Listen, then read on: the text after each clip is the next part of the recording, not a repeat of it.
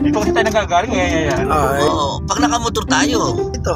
Ayan ang DOST sa kanan. Kaliwa. Ayan, no? Yan DOST. Department of Science and Technology. Saan? Diretso tayo kampo. Akit tayo dyan sa Bartolin. Ay, iba na pala, ano?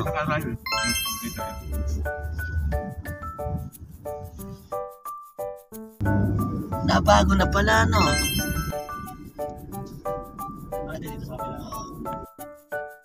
Baka dito na. Hindi na tayo dito. Oh, dyan Sige, na. pasok ko yun. Oo. Tatanungin naman tayo niya kung saan tayo. Sabihin mo sa SOC. SOC anniversary. Ito yata yung...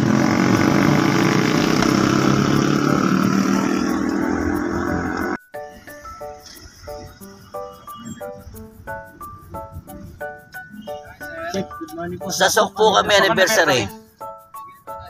Opo, sige po.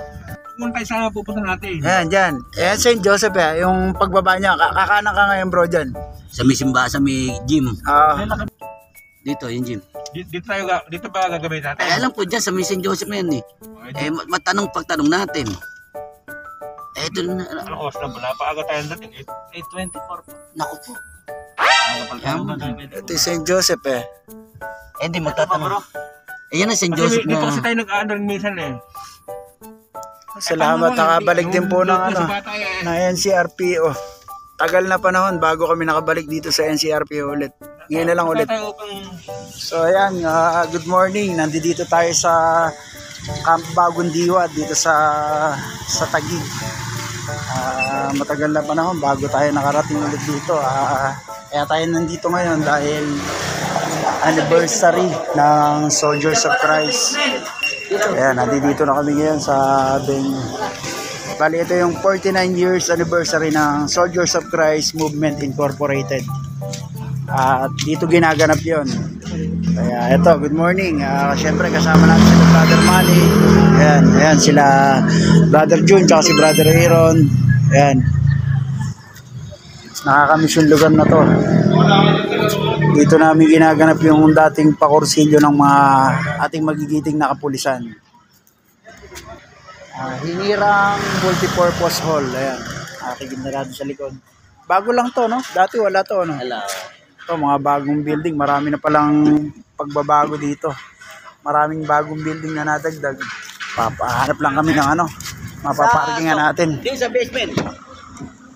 Basement ay basement. Hanap tayo ng mapaparkingan. Ayan, Ito po, pababa. sa yan. Sungko dyan. Ayan ba? Pala eh. Sabi ng pulis eh. Parkingan na pala. Dati wala yan. Bago lang yan, no? Wala dati, no? Open sesame yan. Dito ba yan? Ayan, basement yan. Ba, mukhang tayo pala nakaparking. Eh, tayo una. Aga tayo eh. Meron. Marami na rin pala. Mga alas 9:12 eh. Dapat ay ka alas 10 ano na ikakain. Paparking muna tayo para madali tayong makalabas. Oo. Sige, bakit mo po makapag-base na tuloy. Mag-ano ka na, magbarong ka na. Doon mo tayo lapit para mag-ano, nakatutok na tayo. Komplikado ka. Ikaw may... Pakinig ka sa engineer, ha? Pakinig ka sa engineer.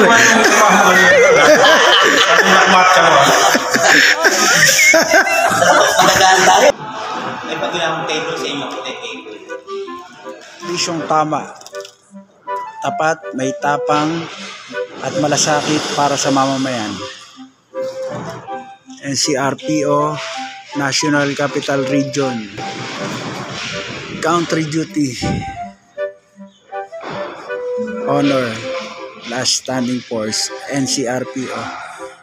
Quezon City Pride. QCPD. NCRPO. Southern Police District. Philippine National Police. Manila's Finest. Eastern Police District. Ayan.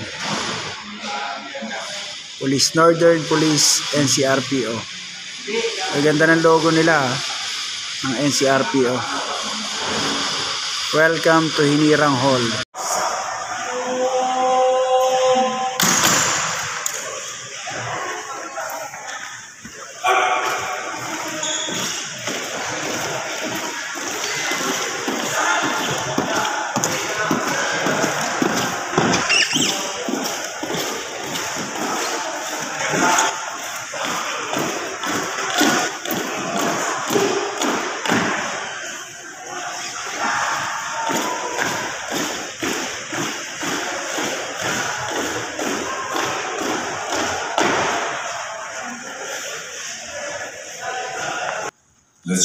listening for the Philippine National Anthem.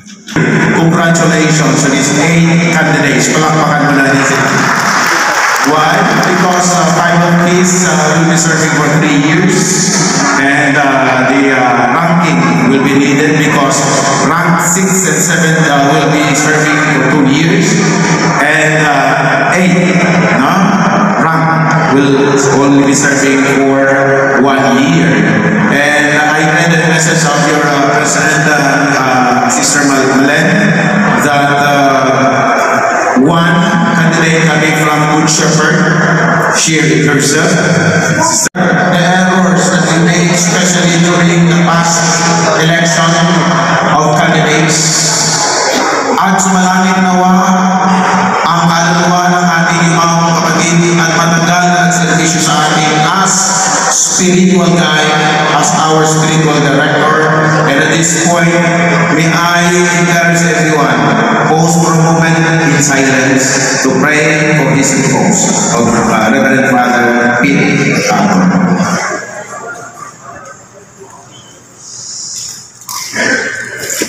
As I have said, let us not forget the past, but rather learn from the past.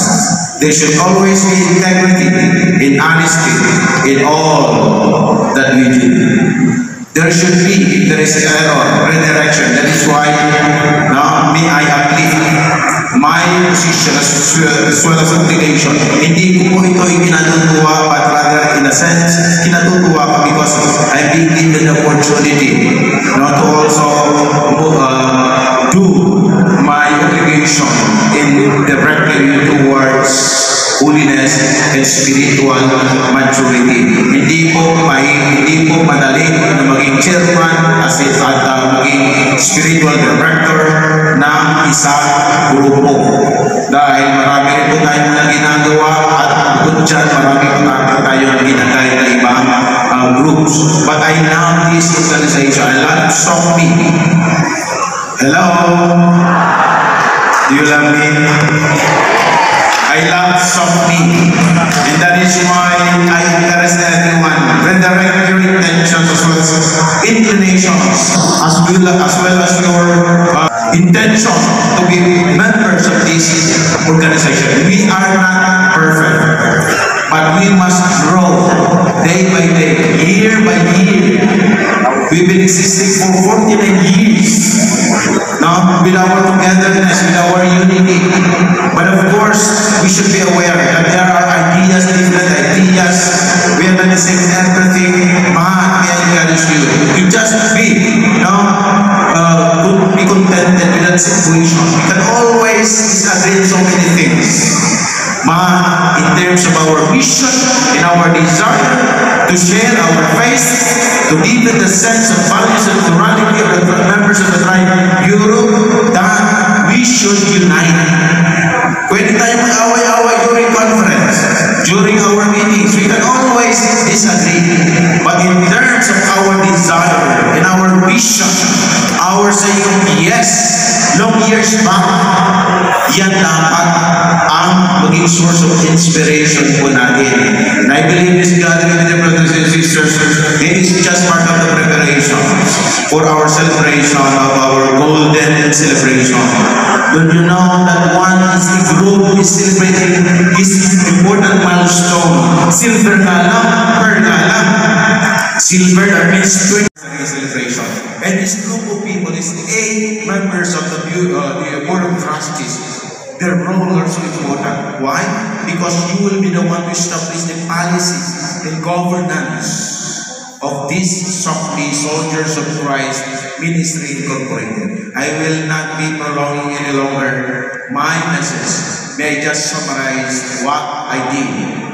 I encourage you to remain faithful, to be united, not to forget the past, but to learn from the past, learn, forgive, and to understand. Happy gathering, happy anniversary. Giving us this opportunity in our anniversary celebration to prepare for our golden celebration next year. We beg you to accompany us with your blessing. Bless every member of the family of the SOCME, their respective loved ones and family members. United in your love and your embrace, may be always inspired to do your will at all times, O Lord, and after doing your will, allow us to experience contentment and happiness in life. Remind each and every one of us that contentment is not only holding or possessing what we want, but also appreciating what we already possess. That is our family members, our faith in our hearts, in our desire to be reunited with one another, to achieve something beautiful in your eyes. Stay with us, Lord. We need you in our lives. We need you in our hearts. All through Christ, our Lord and Savior. Amen. In the Father, the Son, and the Spirit. Amen.